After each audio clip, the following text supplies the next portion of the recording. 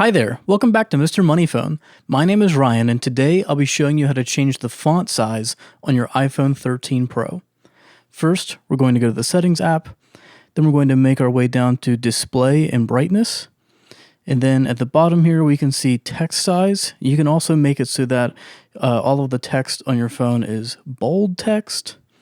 If you click on text size, you can change the text size here down at the bottom. And now all of the text in your Apple apps is going to be larger. You can also set it to be very small. Same thing, all of the text here and on all of your Apple apps will change to reflect that size. And that is how to change the font size on your iPhone 13 Pro.